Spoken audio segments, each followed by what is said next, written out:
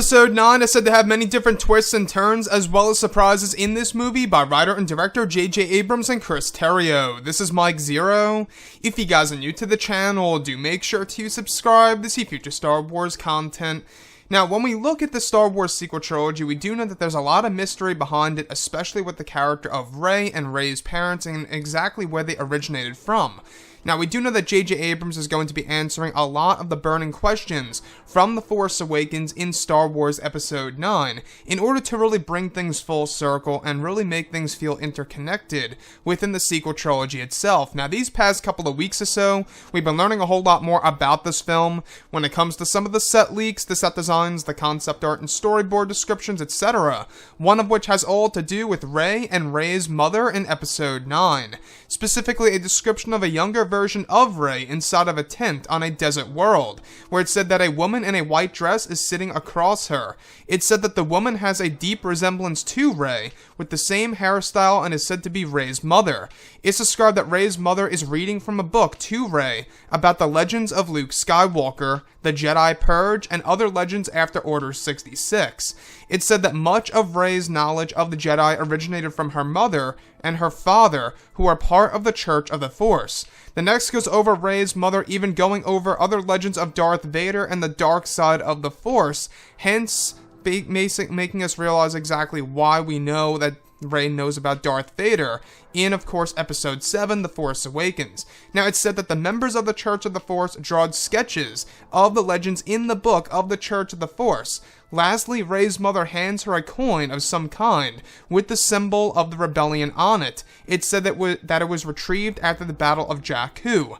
So I want to go over a couple of parts about this. Now, the one that I really do find to be very interesting is this coin with a symbol of the rebellion on it that was actually taken after the Battle of Jakku, most likely from one of the X-Wings or one of the Y-Wings perhaps.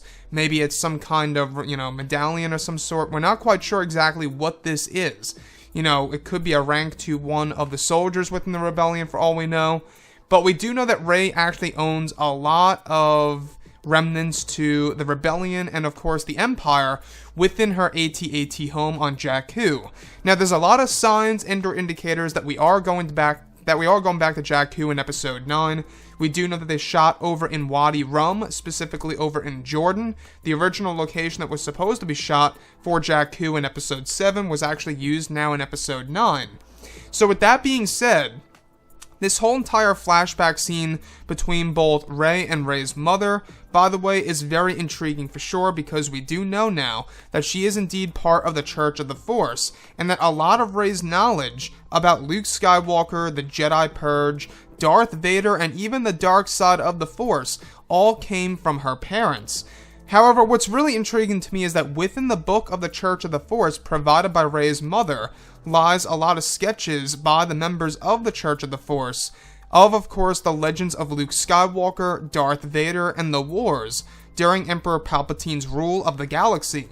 So what I find so intriguing about this is that you guys may recall a couple of weeks ago, we actually learned that Rey's mother is actually the head of the Church of the Force, apparently, in this movie, and that we will be learning more about that in the film and in the novelization of Episode 9. So you can really see how it's really starting to answer a lot of questions in The Force Awakens, and is starting to make things a whole lot more sense now as to why Rey knows so much about the Jedi, Darth Vader, Luke Skywalker, you name it, is because it all came from her knowledge from her father and her mother in Episode 9. We also know that John Williams even said in a podcast not too long ago, a couple of months ago, that he doesn't believe that Rey's parents are nobodies and that she is a nobody. He's not buying it, and he believes that everything will be answered in this movie, and yes, it will. We do know that J.J. Abrams is giving Rey a very important lineage in the film. He's indeed actually changing elements of the character that's going to be truly satisfying to a lot of fans around the world, and it really makes one wonder, who is Rey? Exactly who is she in Episode 9? Now, with that being said, we do know that this movie is really going to answer a lot of those burning questions in Episode 7. that will be answered in episode 9 that is all related to the character of Rey, Rey's parents, and everything so on and so forth. So what I find very interesting about this is that the Church of the Force is going to play a role somewhat in episode 9 within the second act of the movie. We only learned a little bit about it, I believe, in the book of course, The Force Awakens. The Force Awakens novelization. We do get to learn that Lor San Tekka was a part of this organization. Now, through many of the different leaks that we have gone over these past months or so, we do know that Rey's father actually knew Lor San Tekka on Jakku at one point in time. So it really does, make one wonder, could it very well be that Lor San Tekka was watching over Rey on the planet of Jakku in episode 7 before she left and before he was killed? Very possible, and that's a huge possibility. Anyways, guys, drop a comment below. Let me know what you think about all of this in the comments. And if you guys did enjoy the content for today, do make sure to drop a thumbs up on this video to support the channel. I thank you all so very much for the kind support, and I'll catch you guys next time.